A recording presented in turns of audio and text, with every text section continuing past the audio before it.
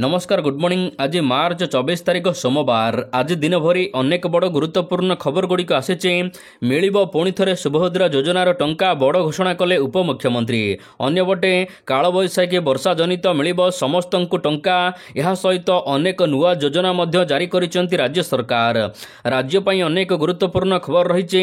तेबे आसंतु आज सकाळ आसीथिबा 25टी बड़ खबर उपरे नजर पकाइबा। प्रथम खबर, आज ओडिशा आसुचंती राष्ट्रपति। 2 दिनिया ओडिशा गस्तरे आसुचंती राष्ट्रपति। आज ओडिशा आसबे राष्ट्रपति द्रौपदी मुर्मू। नयागढ़ जिला को 2 दिनिया गस्तरे आसुचंती। एने पुलिस प्रशासन पक्षरु संपूर्ण प्रस्तुति शेष होईची। तेबे राष्ट्रपति गस्त समय रे 30 प्लाटून पुलिस फोर्स मुतयन रहिबे। आज दिन 3:15 रे कंटिलो नीलमाधव मंदिर रे पहुंचे सेठारे महाप्रभुंक दर्शन करने सहित पूजार्चना करेंगे। यापर संध्या 6टारे भुवनेश्वर विमान बंदर रे पहुंचे और राजभवन जाई रात्रि जापन करेंगे। ता परदिन सकाळ 9टारे दिल्ली अभिमुखे बाहरी जिबे राष्ट्रपति। परवर्ती खबर, आज ठारू पागरे हेबो परिवर्तन। आज ठारू राज्य रे पाग परिवर्तन हेबा सहित वर्षा कमिबो, किंतु कां भां वर्षा होई पारे। ओडिशा उपरे थिबा ट्रप लाइन एवं गुरुचाप क्रमशः दुर्बल होईची, जहा फଳରେ कालबैशाखी जनित वर्षा आज ठारू कमिबो बोली पाणीपाग विज्ञानी माने आकलन करिसंती। आकाश मेघुआ रहिबो, किंतु विशेष वर्षा हेबो नाही। तबे आसंता 26 तारिखरु तापमात्रा पुणी बढ़िबो बोली आकलन करिसंती डॉक्टर शरद चंद्र साहू। सेपटे राज्य में 2 दिन होला कालबैशाखी तांडव रचिछि। गंजाम, मयूरभंज, नयागढ़, नवरंगपुर, बारिपदारे तुहाकुतुहा वर्षा हेबा सहित वज्रपातरे दिगपहंडी और ब्रह्मगिरी रे 2 जण प्राण हराइछंती। परवर्ती खबर, आज मिलिबो क्षयक्षति टंका। राज्य में कालबैशाखी सांगकु वर्षा लगी रही, जहा फଳରେ अनेक क्षयक्षति होइछे। तेबे एही क्षतिर समीक्षा करिसंती राजस्व मंत्री। बांगिरीपोषी सबुठारु अधिक क्षयक्षति होइछे, जहार गतकाली समीक्षा करिसंती मंत्री सुरेश पुजारी। कालबैशाखी जनित क्षयक्षति रिपोर्ट मिलिछि। लोकमानंकु संपूर्ण क्षयक्षतिर टंका मिलिबो, ए नै मंत्री सूचना प्रदान करिसंती। आज ऑनलाइन माध्यम टंका समस्तको बंटा जिवो। तेबे जे मानकर बैंक खाता रे आधार लिंक नहीं सेमानंको सीधा सड़क टंका मिलिबो। बैशाखी वर्षा रे 4775 लोक प्रभावित होइचंते 47टी ग्राम रे, जहा द्वारा 350टी कच्चा घर संपूर्ण नष्ट होइथिबा बेले 11टी कच्चा घर नष्ट होइची। परवर्ती खबर, विधानसभा घेराव करिबो कांग्रेस। आसंता 27 तारिख रे विधानसभा घेराव करिबो राज्य कांग्रेस। एने पूर्वतन विधायक तथा कांग्रेस नेता देवाशीष पट्टनायक सूचना दैचंती। राज्य रे नारी निर्यातना बढ़ी चली बेले यह विरोध करी राजरास्ता को ओह्लाइबो राज्य कांग्रेस। नारी को सुरक्षा देवा दाबी रे घेराव कराजिबो व्यापक। राज्यर विभिन्न जिल्लारू बहु कांग्रेस कर्मी एवं नेता माने आंदोलन रे शामिल हेबे।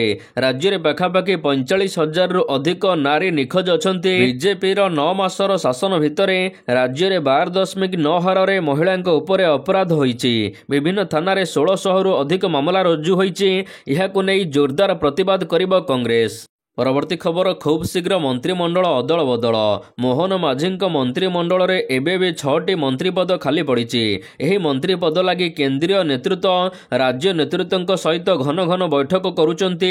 केउ आधार रे एवं काहाको अग्राधिकार दियाजिबो मंत्रिमंडल संप्रसारण कराजिबो, ए नै मानस मंथन चलीची। तेबे कुहा जाउची प्रत्येक संसदीय क्षेत्ररु जणे लेखाई विधायकंको मंत्री करिबा योजना चलीची।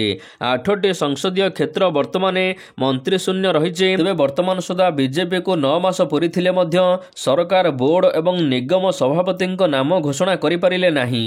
परवर्ती खबर, बुधवार दिन शपथ नेबे नुआ विचारपति। आसंता बुधवार दिन नुआ विचारपति शपथ ग्रहण।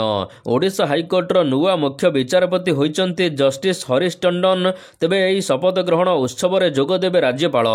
सूचना अनुसार एही शपथ उत्सव हाईकोर्ट परिसर रे पूर्वाह्न 10टारे हेबो।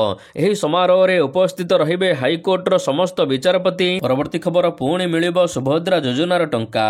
सुभद्रा योजनार द्वितीय किस्ती टंका को नहीं एक बड़ घोषणा करिसंती उपमुख्यमंत्री प्रभाती परिडा। द्वितीय किस्ती रे 1 लाख रु अधिक महिला माने राज्य रे वंचित अछंती टंका पाई नाहंती। तेबे मार्च 31 तारिख परे सुभद्रा योजनार सर्वे कराजिबो। उपमुख्यमंत्री प्रभाती परिडांक कहिबा अनुसार राशन कार्ड एवं आयकर रे तालमेल अभावरु 1 लाख महिला माने वंचित अछंती। प्रथम किस्ती पाइचंती, मात्र द्वितीय किस्ती पाई नाहंती। तेबे ए नै घर को घर बोली सर्वे कराजिबो। मार्च 31 ପରେ 1-to-1 ସର୍ଭେ କରାଯିବ। ଏହା ସହିତ ଯେଉଁମାନେ ବଞ୍ଚିତ ଅଛନ୍ତି ସେମାନଙ୍କୁ ଟଙ୍କା ଦିଆଯିବ। ମାର୍ଚ୍ଚ 31 ତାରିଖରେ ଯେଉଁମାନଙ୍କୁ 21 ବର୍ଷ ହୋଇଥିବ ସେମାନେ ମଧ୍ୟ ସୁଭଦ୍ରା ଯୋଜନା ପାଇଁ ଆବେଦନ କଲେ ଟଙ୍କା ପାଇବେ।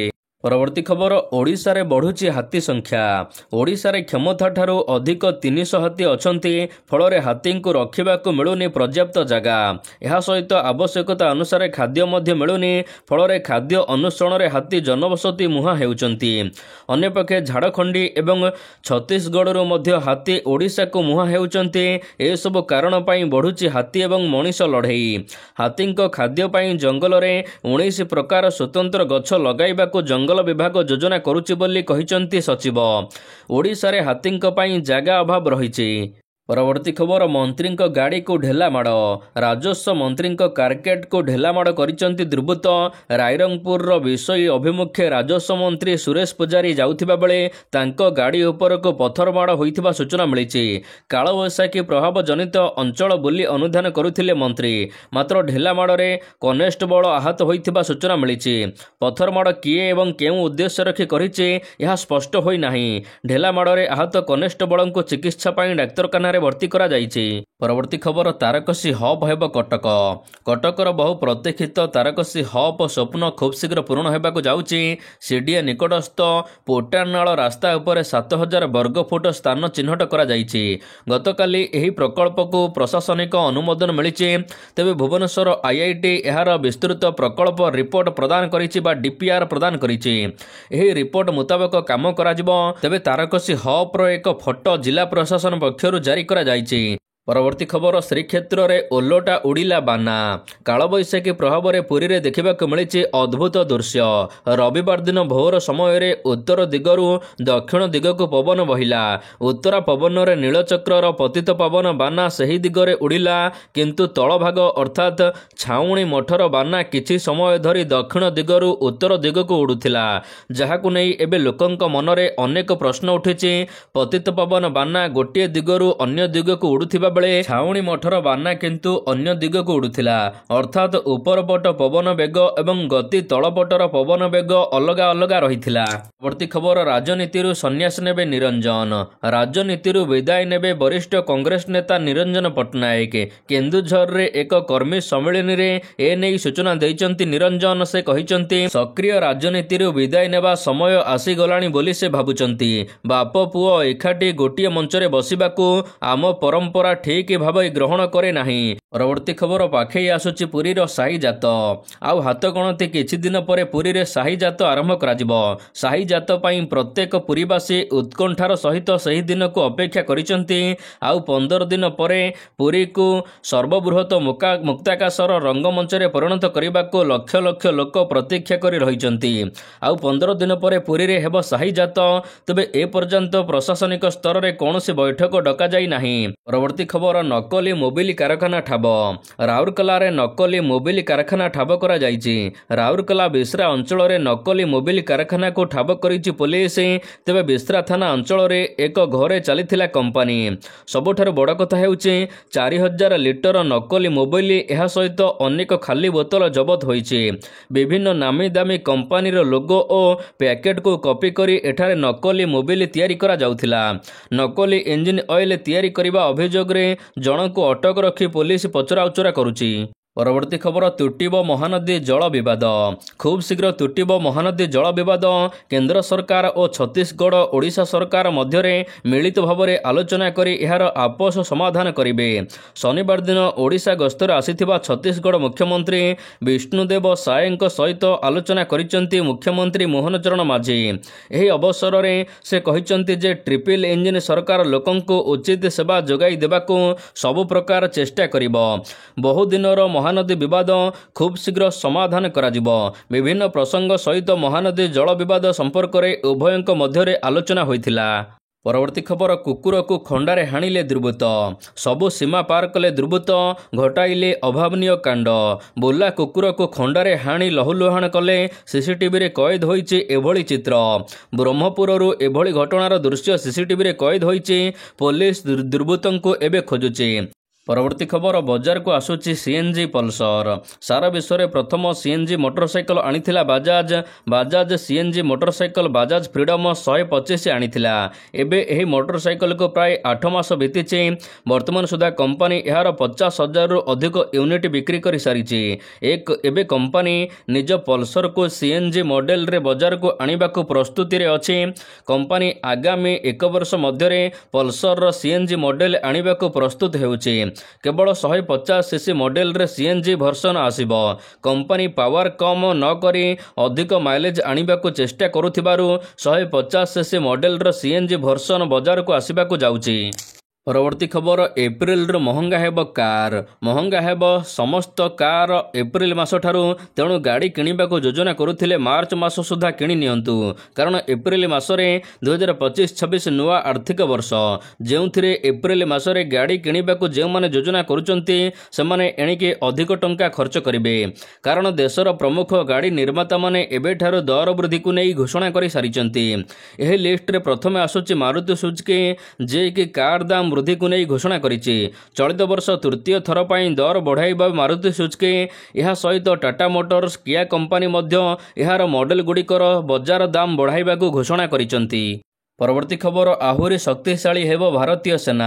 द्वितीय विश्वयुद्धर युग एवं युद्ध शैली एवं शेष होइछि। वर्तमान ड्रोन गुप्त युद्ध विमान यह सहित एयरक्राफ्ट तैयारी अधिक प्रभावशाली होई गलानी। देश पई सेनार अवस्थिति बहुत गुरुत्वपूर्ण।